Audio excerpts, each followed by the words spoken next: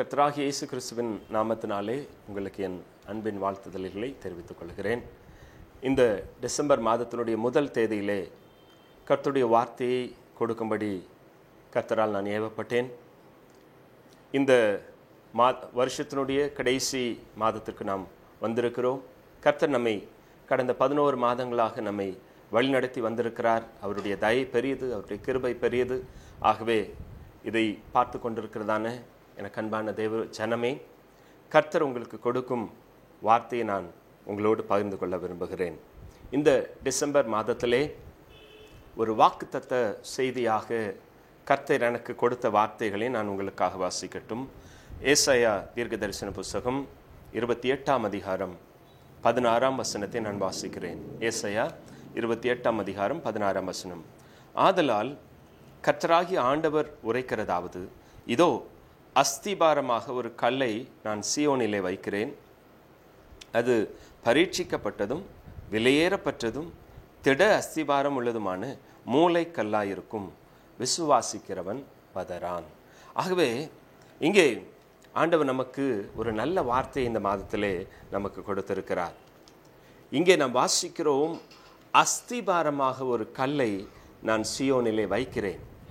ஆம், எனக்கு அன்பான தேவ ஜனமே, கர்த்தர் நம் ஒவ்வொருவரையும் அஸ்திபாரப்படுத்துகிறார். நம்முடைய வாழ்க்கையை கர்த்தர் அஸ்திபாரப்படுத்துகிறார். இந்த செய்தியினுடைய தலைப்பே நீ அஸ்திபாரப்படு. Let your foundation be light. நீ அஸ்திபாரப்படு என்பதே இச்செய்தியின் கருத்தாகும். ஆகவே கர்த்தர் இந்த டிசம்பர் மாதத்தினுடைய முதல் தேதியிலே கர்த்தர் நமக்கு கொடுக்கும் ஒரு நல் வார்த்தை, உன்னுடைய வாழ்க்கையை கர்த்தர் அஸ்திபாரப்படுத்துவார் என்பதே ஆகும். இதை குறித்து நாம் ஏசாயா 44ஆம் அதிகாரத்திலே வாசிக்கும் பொழுது, ஏசாயா 44ஆம் அதிகாரம் 28வது வசனத்திலே, கோரேசை குறித்து, அவன் என் மேய்ப்பன், அவன் எருசலேமை நோக்கி நீ கட்டப்படு என்றும் தேவாலயத்தை நோக்கி நீ அஸ்திபாரப்படு என்றும் சொல்லி எனக்கு பிரியமானதையெல்லாம் நிறைவேற்றுவான் என்று சொல்லுகிறவர் நான். ஆண்டவர் கோரேசை குறித்து சொல்லுகிறார், அவன் தேவாலயத்தை நோக்கி சொல்லுவான், நீ அஸ்திபாரப்படு என்று சொல்லுவான். எனக்கு அன்பான தேவனுடைய ஜனமே, இந்த வார்த்தையை நீங்கள் கவனித்து கேட்பீர்களாகில், அதை நீங்கள் கவனித்து பார்ப்பீர்களாகில், அங்கே வேத வசனம் இவ்வாறு சொல்லுகிறது, கோரேசை குறித்து. நம் ஒவ்வொருவரை குறித்தும் தேவனுக்கு ஒரு பிரத்யேகமான திட்டம் உண்டு. அவனை குறித்த தேவனுடைய திட்டம் என்ன?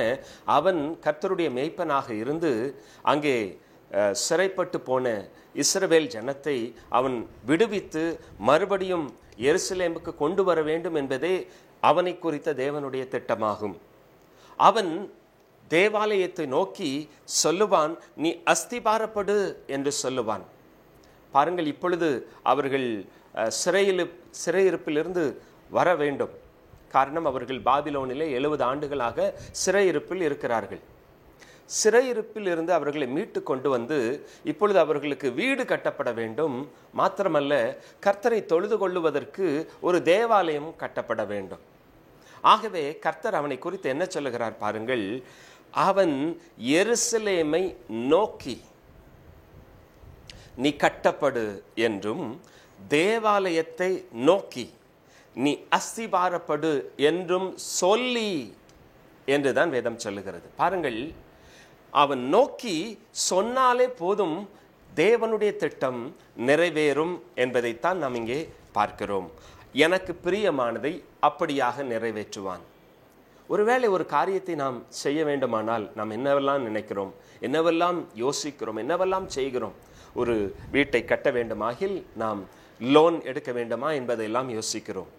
அல்லது யாரிடம் கடன் வாங்குவது என்று யோசிக்கிறோம். அல்லது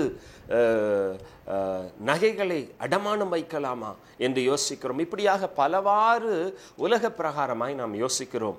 ஆனால் இங்கே தேவனுடைய திட்டத்தை நிறைவேற்றுவதற்கு அங்கே கர்த்தர் என்ன சொல்லுகிறார், நீ லோன் போக வேண்டுமா அல்லது அடகு வைக்க வேண்டுமா என்றெல்லாம் யோசிப்பதை நிறுத்திவிட்டு அங்கே ஆண்டவர் அழகாய் சொல்லுகிறார். பாருங்கள், கோரேசை குறித்து அவன் இப்படித்தான் செய்வான் என்று கர்த்தர் சொல்லுகிறார்.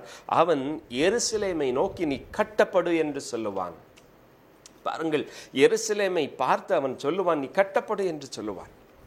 அங்கே தேவாலயத்தை நோக்கி அவன் சொல்லுவான், நீ அஸ்திபாரப்படு என்று சொல்லுவான். அப்பொழுது அது நிறைவேறும். பார்த்தீர்களா? இதுதான் தாரக மந்திரம்.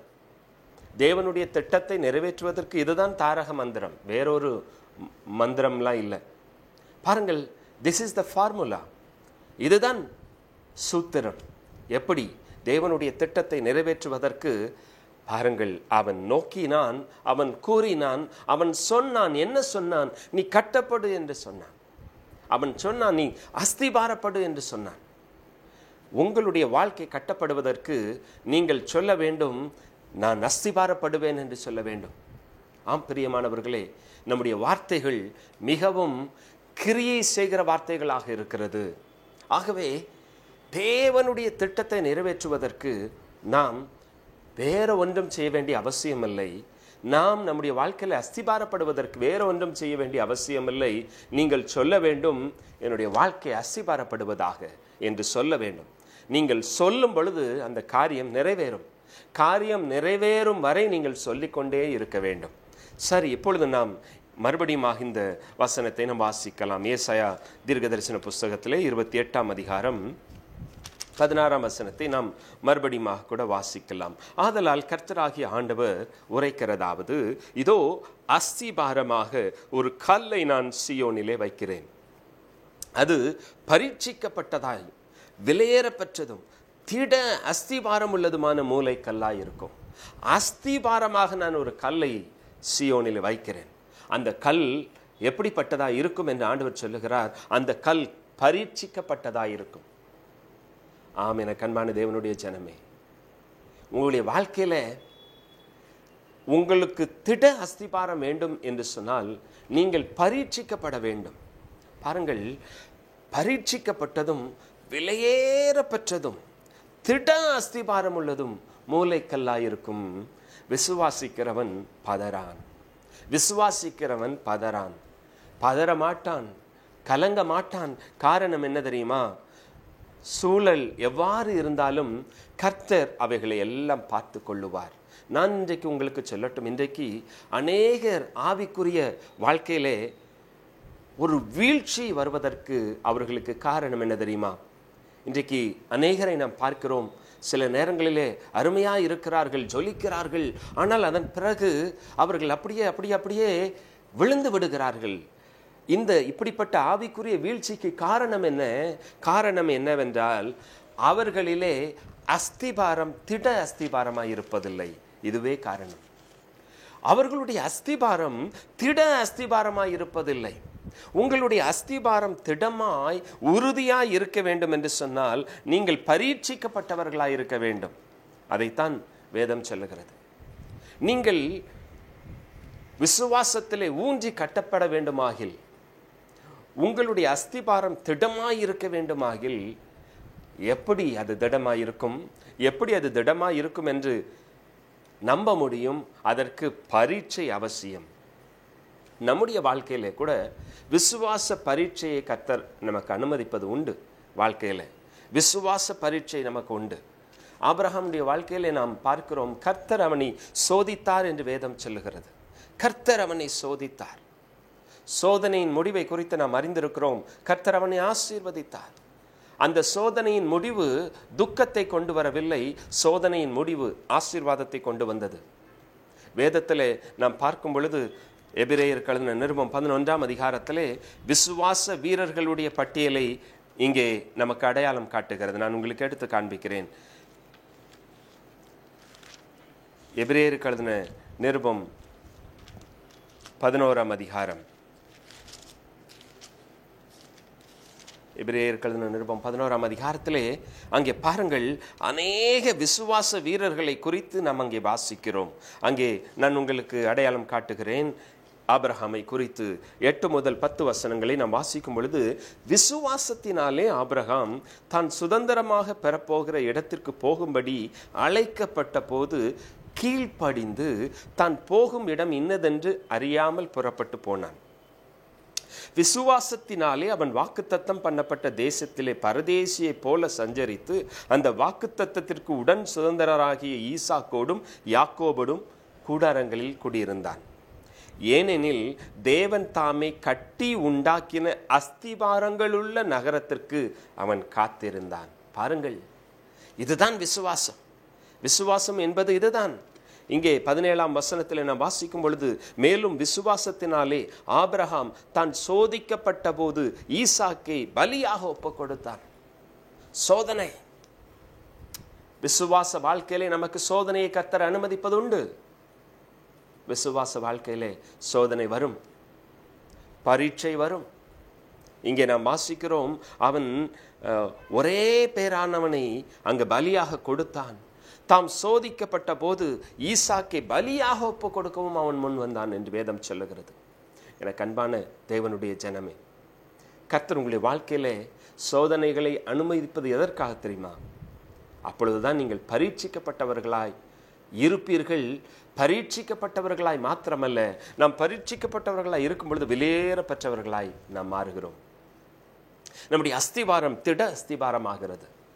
அங்கே நாம் 11ஆம் அதிகாரத்திலே 33ஆம் வசனத்தை நாம் வாசிக்கும் பொழுது, விசுவாசத்தினாலே அவர்கள் ராஜ்யங்களை ஜெயித்தார்கள், நீதியை நடப்பித்தார்கள், வாக்குத்தத்தங்களை பெற்றார்கள், சிங்கங்களின் வாய்களை அடைத்தார்கள், அக்கினியின் உக்கிரத்தை அவித்தார்கள், பட்டய கருக்குக்கு தப்பினார்கள், பலவீனத்தில் பலன் கொண்டார்கள், யுத்தத்தில் வல்லவர்களானார்கள், அந்நியருடைய சேனைகளை முறியடித்தார்கள்.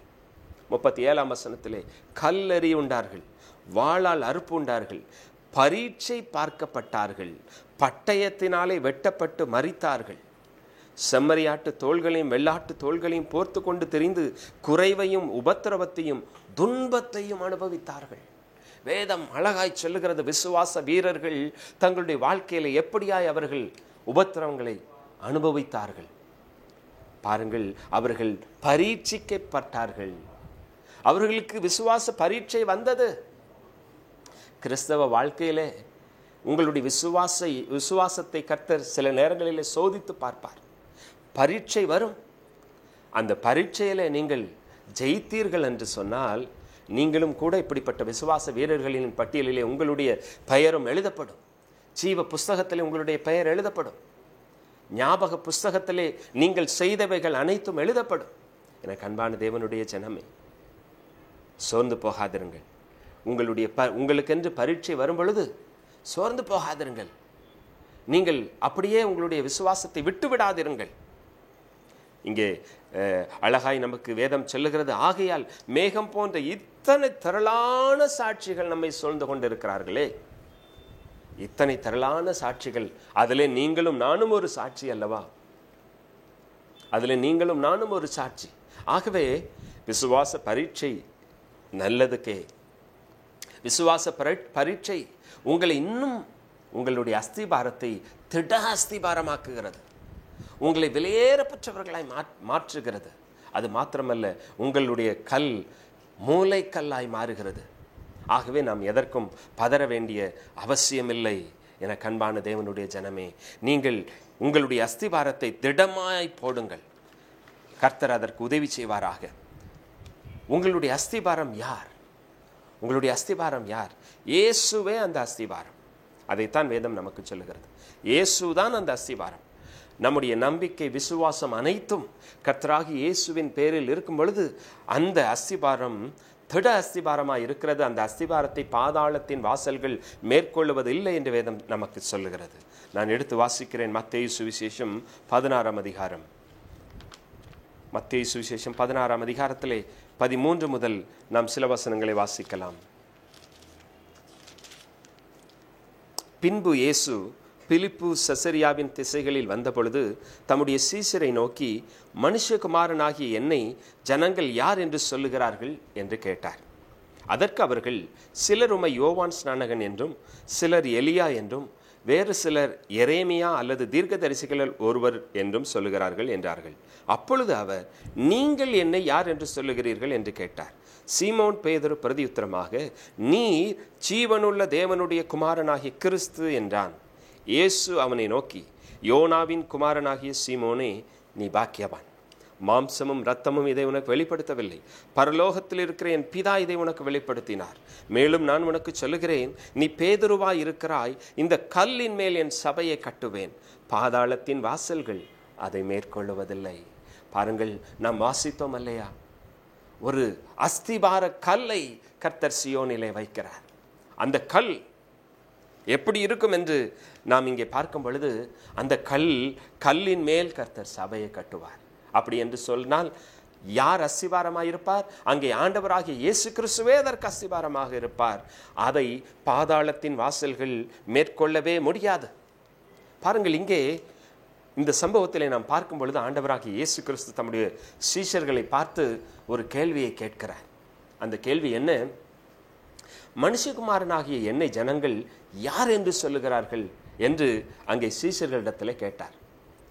எப்பா, மனுஷகுமாரனாகிய என்ன ஜனங்கள் யாருன்னு சொல்றாங்க? அப்ப அவங்க சொல்றாங்க, சிலர் யோவான் ஸ்நானகன் என்றும், சிலர் எலியா என்றும், வேறு சிலர் அங்கே எரேமியா அல்லது தீர்க்கதரிசிகளில் ஒருவர் என்றும் உம்மை சொல்லுகிறார்கள் என்பதாக அவர்கள் பதில் சொன்னார்கள். அப்பொழுது ஆண்டவர் அவர்களை பார்த்து கேட்கிறார், நீங்கள் என்னை யார் என்று சொல்லுகிறீர்கள்? அவர்கள் சொல்லுவது ஒரு பக்கம் இருக்கட்டும், நீங்கள் என்னை யார் என்று சொல்லுகிறீர்கள்? அப்பொழுது அதற்கு பிரதியுத்தரமாக சீமோன் பேதுரு சொல்லுகிறான், நீர் ஜீவனுள்ள தேவனுடைய குமாரனாகிய கிறிஸ்து என்றான். ஆம், என கண்பான தேவனுடைய ஜனமே, அவன் சொல்லுகிறான், நீர் ஜீவனுள்ள தேவனுடைய குமாரனாகிய கிறிஸ்து. இதுதான் வெளிப்பாடு. இன்றைக்கு நான் உங்களை கேட்கிறேன், நீங்கள் அவரை யார் என்று சொல்லுகிறீர்கள்? கர்த்தராகிய இயேசு கிறிஸ்துவை நீங்கள் யார் என்று சொல்லுகிறீர்கள்? உங்களுக்கு அவர் யார்? உங்களுக்கு அவர் யார்?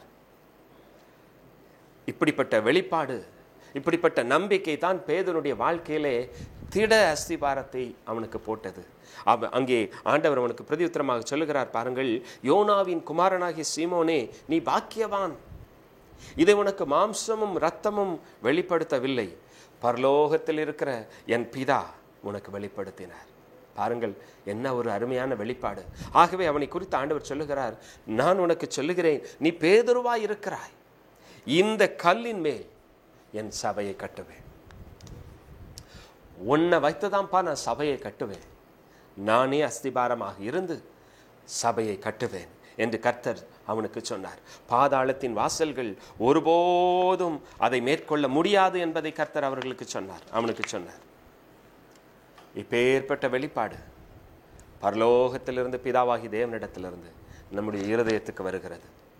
பாருங்கள், யோவானுக்கு எழுதின சுவிசேஷம் 6ஆம் அதிகாரத்திலே 44ஆம் வசனம் இவ்விதமாய் சொல்லுகிறது. பாருங்கள், யோவான் 6:44, என்னை அனுப்பின பிதா ஒருவனை இழுத்து கொள்ளாவிட்டால் அவன் என்னிடத்தில் வரமாட்டான், கடைசி நாளில் நான் அவனை எழுப்புவேன்.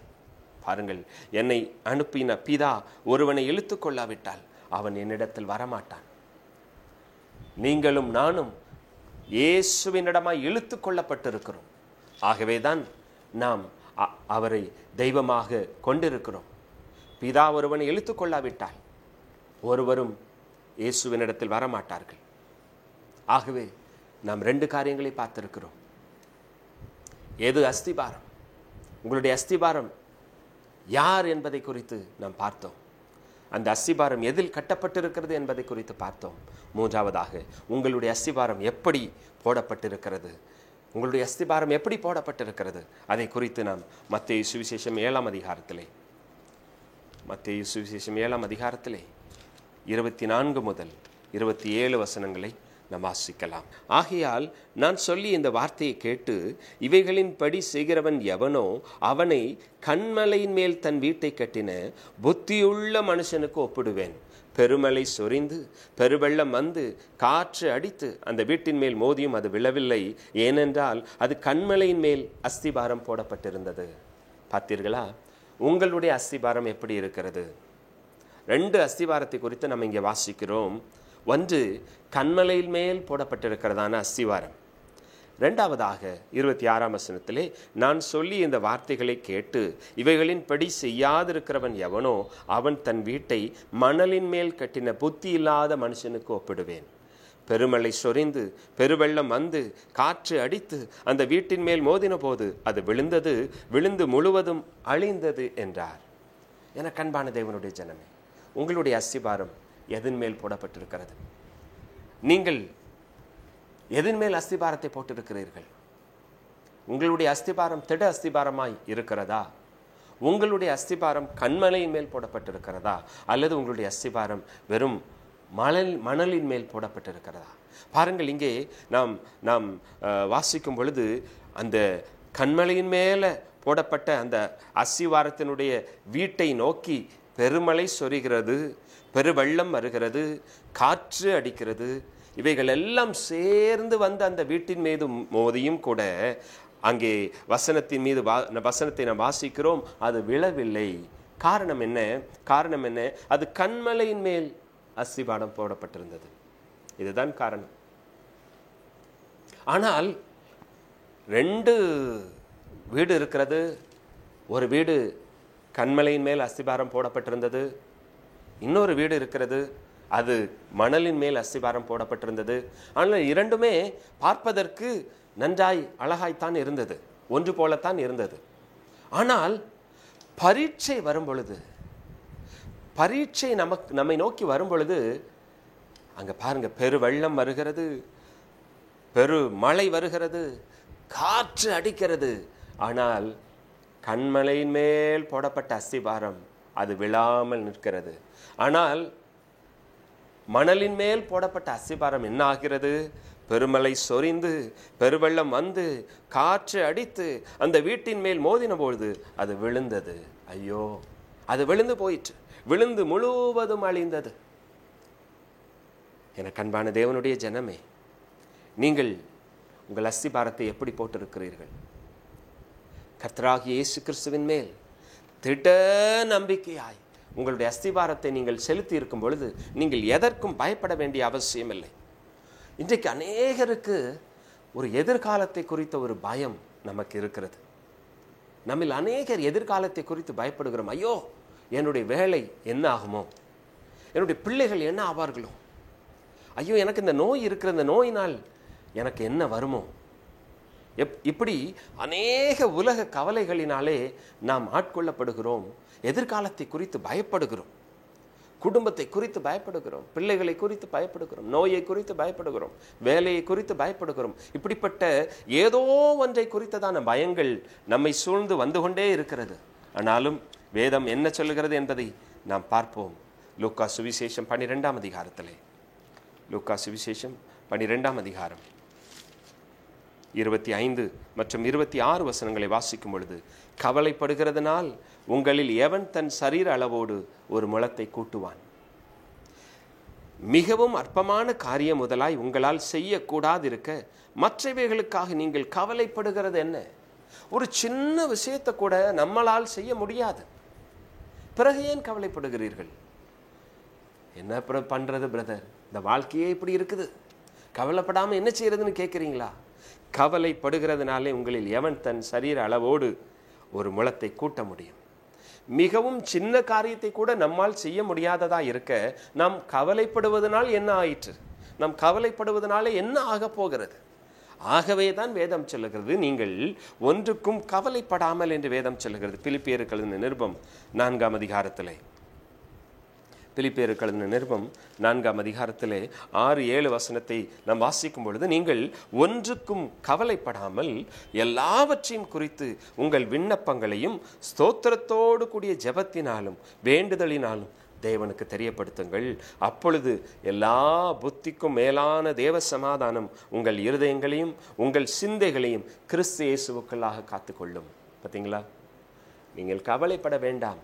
உங்கள் கவலைகளை நீங்கள் தெரிவிக்க வேண்டுமானால் இந்த உலகத்தை படைத்ததான அந்த கர்த்தராகிய இயேசு கிறிஸ்துவினிடத்தில் எப்படி தெரிவிக்க வேண்டும் என்கிறதை குறித்து இங்கே பவுல் எழுதுகிறார். பாருங்கள், உங்கள் கவலைகளை நீங்கள் ஒன்றுக்கும் கவலைப்படாமல் எல்லா உங்கள் கவலைகளையும் குறித்து விண்ணப்பங்களை ஸ்தோத்திரத்தோடு, பாருங்கள், ஆண்டவருக்கு நாம் தெரியப்படுத்தும் பொழுது ஸ்தோத்திரத்தோடு கூடிய ஜெபத்தினாலே வேண்டுதலினாலே கர்த்தருக்கு தெரியப்படுத்துங்கள். நீங்கள் உங்களுடைய எல்லா விதமான பாரங்களையும் அவருக்கு தெரியப்படுத்துங்கள். அதைத்தானே வேதம் சொல்லுகிறது. வருத்தப்பட்டு பாரம் சுமக்கிறவர்களே, நீங்கள் எல்லாரும் என்னிடத்தில் வாருங்கள், நான் உங்களுக்கு இளைப்பாறுதலை தருவேன் என்று தானே கர்த்தர் உங்களுக்கு சொன்னார். ஆகவே அந்த கர்த்தர் உங்களுக்கு இளைப்பாறுதலை தருவார். ஒருவேளை நீங்கள் சோர்ந்து போயிருக்கலாம். ஐயோ, எனக்கு இவ்வளோ கடன் பிரச்சனை இருக்குதே பிரதர், எனக்கு இப்படிப்பட்ட வியாதி இருக்குதே, என்னுடைய பிள்ளைகளுக்கு இன்னும் திருமணமாகாமல் இருக்கிறதே, ஐயோ எனக்கு இன்னும் திருமணம் ஆகவில்லையே, இப்படிப்பட்ட அநேக உலக காரியங்களை குறித்த கவலை உனக்கு இருக்கிறதா? நீங்கள் ஒன்றுக்கும் கவலைப்படாமல் எல்லாவற்றையும் குறித்து உங்களுடைய விண்ணப்பங்களை ஸ்தோத்திரத்தோடு கூட ஜெபத்திலே வேண்டுதலிலே கர்த்தருக்கு தெரியப்படுத்துங்கள். அப்பொழுது உங்களுக்கு என்ன நடக்கும்? உங்களுக்கு புத்தி கெட்டாத தேவ சமாதானத்தை கர்த்தர் தருவார். அது மாத்திரமல்ல, உங்களுடைய சிந்தனைகளை கர்த்தர் காத்து கொள்ளுவார். சிந்தனைகள் மாறும். இன்றைக்கு நாம் இப்படிப்பட்ட சிந்தனைகளை சிந்தித்து கொண்டே இருப்பதினால்தான் மேலும் மேலும் கவலைப்படுகிறோம். பாருங்கள், நீங்கள் கவலைப்படுறதை விட ஹிஸ்டரி எடுத்து பாருங்க. நாம் மேலும் மேலும் கவலைப்படுவதற்கு காரணம் என்ன தெரியுமா? நாம் அதையே குறித்து சிந்தித்து கொண்டு இருக்கிறோம். நாம் அவைகளையே எண்ணிக்கொண்டு இருக்கிறோம். ஐயோ, இந்த காரியமெல்லாம் எப்படி நடக்க போகுது என்பதை குறித்து நாம் அப்படியே சிந்தித்து கொண்டு இருக்கிறோம். ஆனால் நீங்கள் கிறிஸ்து இயேசுவுக்குள்ளாக அந்த காரியங்களை வைக்கும் பொழுது கர்த்தர் என்ன செய்கிறார் தெரியுமா? உங்களுடைய எல்லா கவலைகளையும் கர்த்தர் எடுத்துக்கொள்ளுகிறார். அவர் என்ன செய்கிறார்? உங்களுடைய சிந்தனா சக்தியை கர்த்தர் மாற்றி அமைத்து அவைகளை காத்து கொள்ளுகிறார். இப்பொழுது அதனால்தான் வேதம் சொல்லுகிறது, பழையவைகள் எல்லாம் ஒளிந்து போயின, ஒருவன் கிறிஸ்துவுக்குள் இருந்தால் புது சிருஷ்டியாக இருக்கிறான்.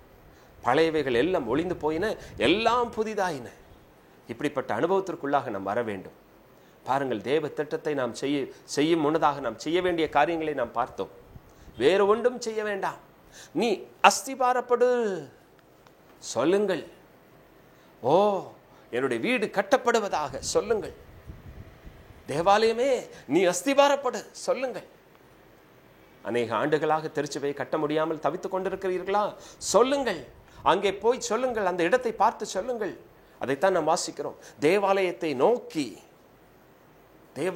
நோக்கி நீ அஸ்திபாரப்படுவாயாக என்று சொல்லி இப்படியாக எனக்கு பிரியமானதை நிறைவேற்றுவான். இப்படித்தான் நீங்கள் கர்த்தருக்கு பிரியமானதை நிறைவேற்ற முடியும். ஆகவே உங்களுடைய எதிர்காலத்தை குறித்து நீங்கள் பயப்பட வேண்டாம். சங்கீதக்காரன் சொல்லுவது போல, சங்கீதம் 23 சங்கீதம் 6 வசனத்திலே அவன் சொல்லுகிறான் அல்லவா, என் ஜீவனுள்ள நாளெல்லாம் நன்மையும் கிருபையும் என்னை தொடரும். இப்படிப்பட்ட விசுவாச வார்த்தைகளை பேசுவோம். நான் மரண இருளின் பள்ளத்தாக்கில் நடந்தாலும் பொல்லாப்புக்கு பயப்படேன், தேவரீர் என்னோடு கூட இருக்கிறேன், உமது கோலும் உமது தடியும் என்னை தேற்றும். என் ஜீவனுள்ள நாளெல்லாம் நன்மையும் கிருபையும் என்னை பின்தொடரும். ஆகவே எனக்கு அன்பான தேவனுடைய ஜனமே, உங்களுடைய எதிர்காலம் கர்த்தருடைய கரத்தில் பத்திரமாக இருக்கிறது. எதிர்காலத்தை குறித்து பயப்படாதீர்கள். உங்களுடைய எதிர்காலம் கர்த்தருடைய கரத்தில் பாதுகாப்பாக இருக்கிறது. அதைத்தான் நாம் இங்கே வாசிக்கும் பொழுது யோவானுக்கு எழுதின சுவிசேஷம் 10 அதிகாரத்திலே 27 மற்றும் 28 வசனங்களை நாம் வாசிக்கும் பொழுது அவைகளை அறிந்து கொள்ளலாம். யோவான் 10 அதிகாரம் 27 மற்றும் 28 வசனங்கள். என் ஆடுகள் என் சத்தத்திற்கு செவி கொடுக்கிறது, நான் அவைகளை அறிந்திருக்கிறேன், அவைகள் எனக்கு பின் செல்லுகிறது, நான் அவைகளுக்கு நித்திய ஜீவனை கொடுக்கிறேன், அவைகள் ஒரு காலம் கெட்டு போவதில்லை, ஒருவனும் அவைகளை என் கையிலிருந்து பறித்து கொள்ளுவதும் இல்லை. பாருங்கள், யாரும் உங்கள் எதிர்காலத்தை பறித்து கொள்ள முடியாது.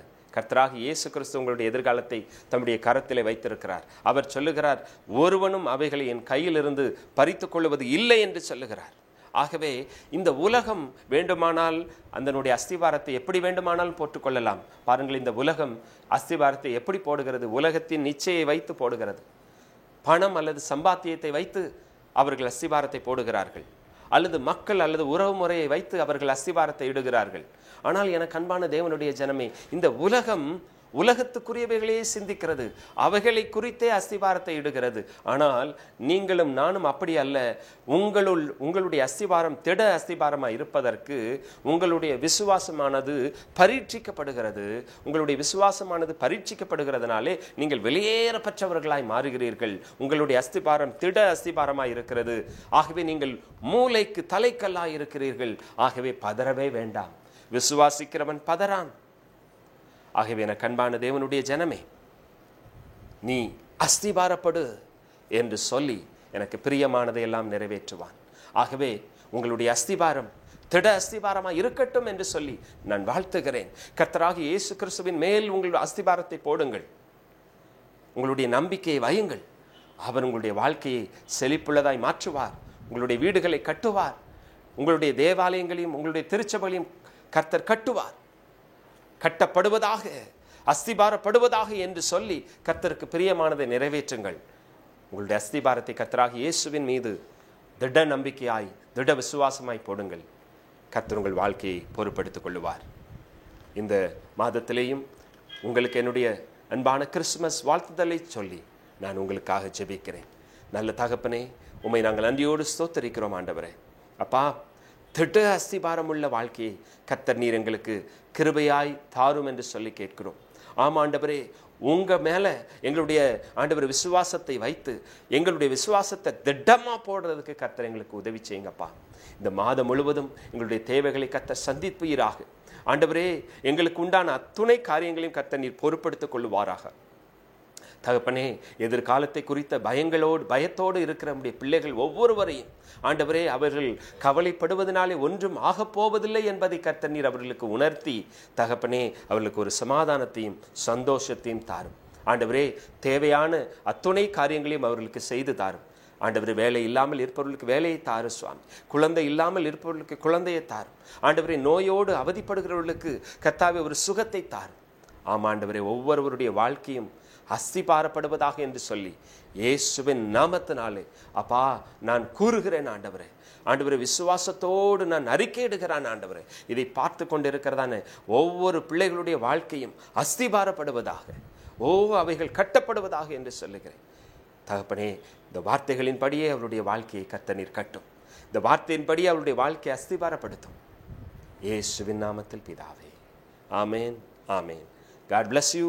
வாழ்க்கையை அஸ்திபாரப்படுத்துவார். ஆமேன், ஆமேன். சர்ச் ஆஃப் நேஷன்ஸ் திருச்சபையின் ஞாயிறு ஆராதனை நேரம் ஞாயிறு காலை 9 மணி முதல் 11:30 மணி வரை தேவ பிரசன்னத்தை உணர்ந்து கொள்ளும் ஆராதனை வேளை மற்றும் தெளிவான ஆழமான சத்தியங்களோடு தேவனுடைய ஆலோசனைகளை வெளிப்படுத்தும் தேவ செய்திகள். எங்களோடு இணைந்து தேவனை ஆராதிக்க வாருங்கள். எங்கள் முகவரி Church of Nations, number 5, first floor, Captain Kandan complex, Muthamizh Nagar, VIT main road, Katpadi, Vellore. Landmark near Galaxy theatre. ஜெபம் மற்றும் ஆலோசனைக்கு தொடர்பு கொள்ள வேண்டிய தொலைபேசி எண் 8754922958.